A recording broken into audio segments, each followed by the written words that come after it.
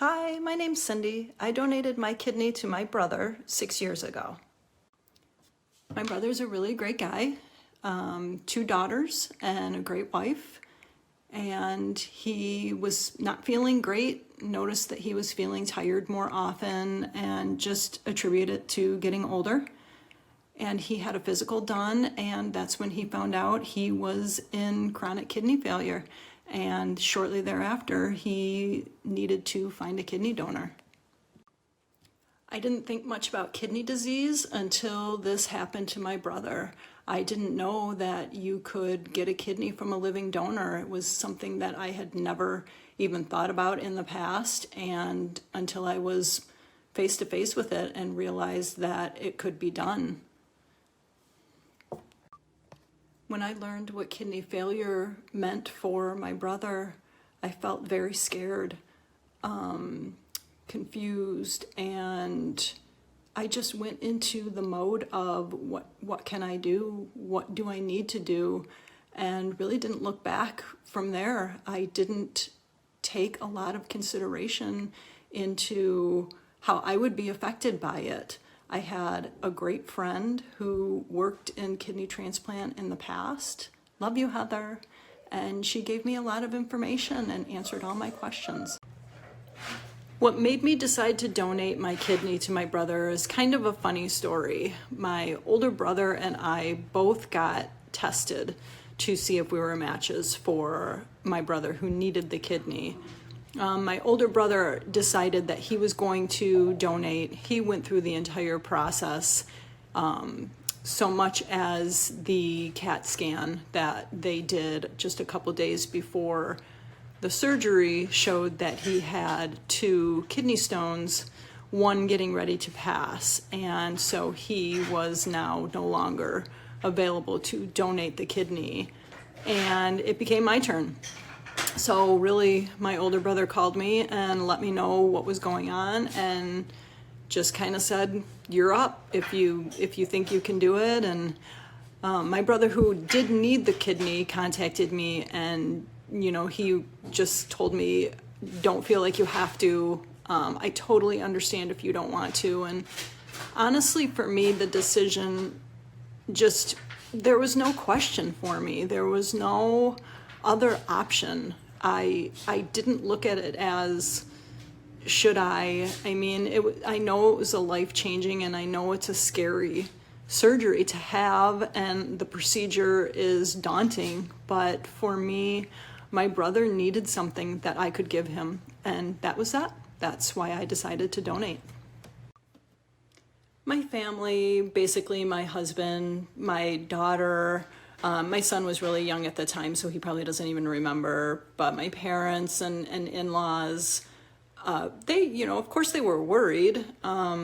Surgery is a scary thing, regardless of the procedure that you're having done, and this was a big procedure. But I think the fact that what I was doing and the reason I was doing it, I think that weighed far more heavily on everybody than the fear of it, because the fear was really just an unknown. We had all the information we possibly could have. I asked every question that I could think of to ask. Again, good friend of mine, former University of Michigan hospital transplant nurse, and just gave me just a plethora of information, talked to my husband, and it put our minds at ease because we trusted this person and what she was telling us. And so it made us much more comfortable, I think, than anybody probably could be. So yes, of course, there was fear that my family had, but they also were extremely proud of me and extremely supportive that I made the decision to do this. As I was being rolled into the operating room, my parents were there. My brother was on the opposite side of the curtain from me, and the donor goes in first ahead of the recipient. And they started wheeling me away, and I just gave them all a peace sign and a big smile. And I said, "See you on the other side." And And I stopped for a minute and I said, oh, wait, I probably don't want to say that. So I will see you guys when I wake up.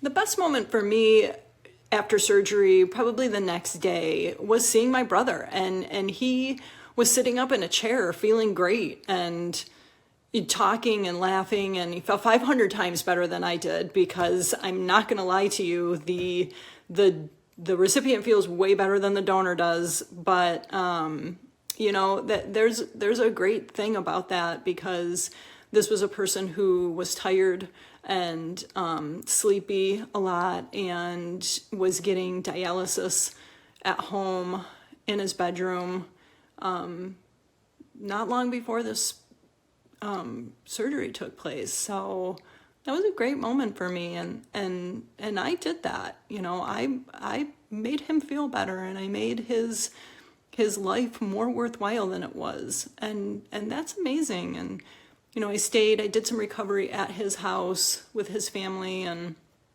his friends would come by and they'd ask if they could give me a hug, say, oh, can we, you know, is it hurt? Can we touch you? Can we hug you? I'm like, absolutely, you can give me a hug, no problem at all. And you know, these surgeries are amazing. They're really, really these small little cuts that they do, and it's just overwhelming the progress that has been made with transplant surgeries. So you know, it was really cool to see people just have absolutely no idea what to expect about somebody who just had this done, and to just be like, I feel like I can move a mountain practically. You know, I mean, I don't feel like I just had an organ taken out of my body. So, you know, those are some pretty cool moments to experience after the transplant.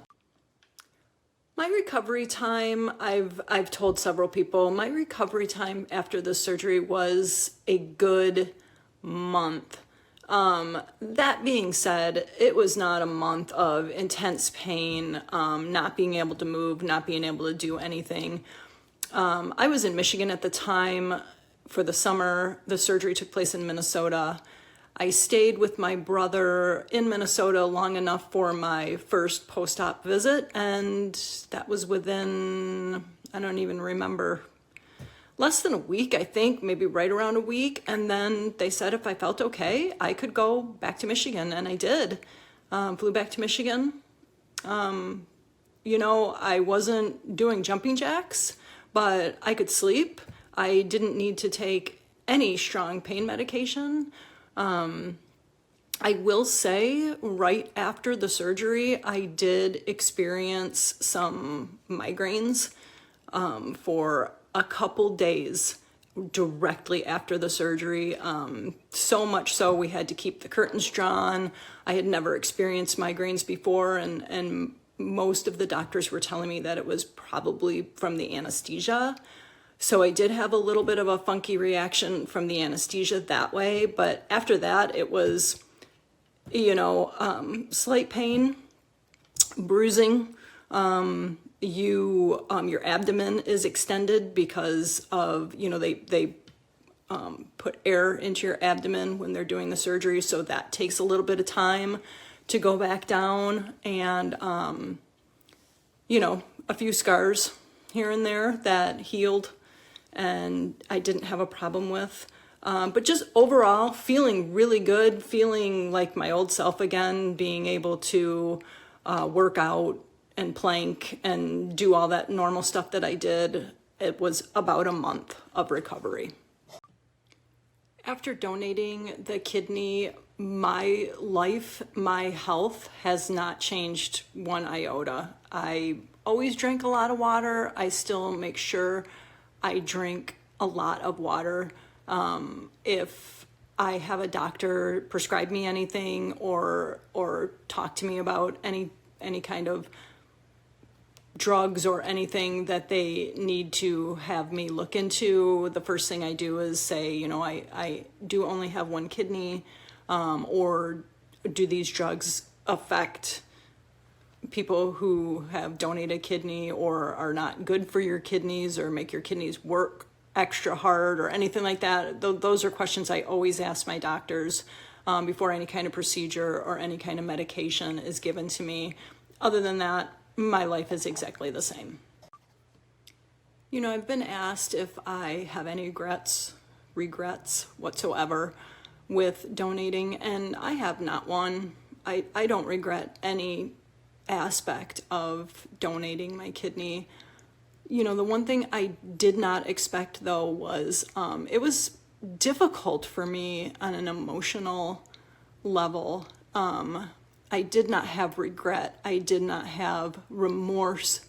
What I did experience was a difficulty with the attention that I got. You know, I had people coming up to me from my hometown who heard what I was doing and what I did, and just telling me what an amazing person I was, and calling me a hero, or telling me, you know, how proud they were of me.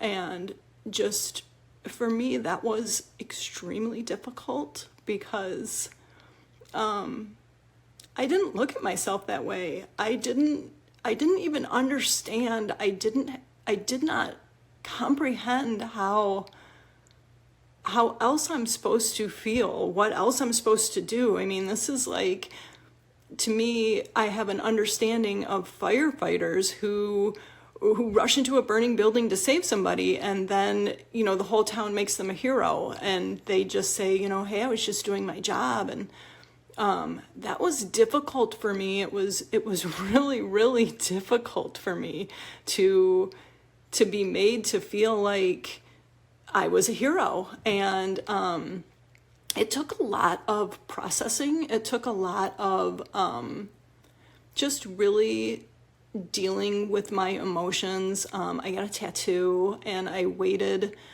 until I was ready to get it. I put a lot of thought into it, and it took me a long time to get it. And when I did get it, it was almost freeing for me. It was my way of saying, you know what, you are a hero. You did do something great, and you should be proud of this. And don't feel embarrassed that people are gushing about what you did, because the fact of the matter is there are some people that just can't do it, and just can't even imagine having to do it or being asked to do it. And that's okay. There's nothing wrong with that either.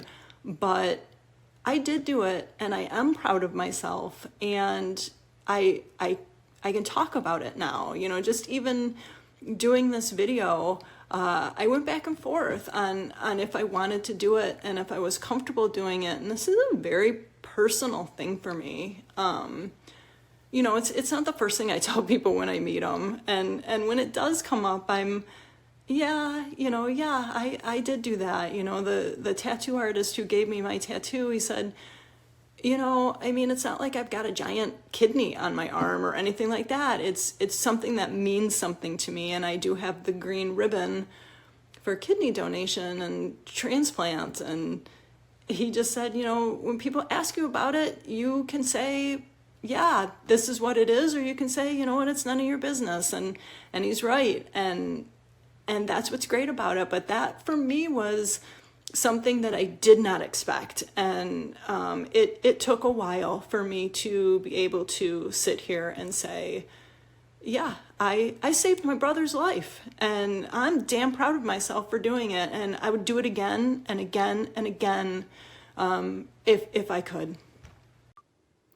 Looking back, the best thing for me is seeing my brother healthy and happy and alive and not on dialysis and living his best life every day. The best advice that I could give someone who's considering becoming a living donor is do it. You know, get all the information that you can. There's so much out there. There are so many people like me who are willing to give their stories and tell you the good, the bad, and the indifferent about what we went through. You know also that if you have somebody that you care about, that you want to donate to, and for some reason you are not a good match, understand that there are a lot of hospitals out there that have programs where you can, if you match up to somebody who they didn't match up to the person they want to donate to, you can swap. So you can donate your kidney to their person and they can donate their kidney to your person. And it's a win-win. You're saving two people's lives there. So get as much information as you can. Talk to as many people as you can. Let everybody know what you're feeling and what your fears and what your thoughts are about the whole thing, and get as many questions answered as you possibly can. And just realize, though, that it is okay if you can't do it. If you know somebody who needs a transplant and you just can't bring yourself to do it, there's no shame in that. But then advocate for them and help them and do everything you can to try and find a donor for them. That's probably the best thing that you can do if you can't be a living donor for them. But I would say if you can do it, you should do it.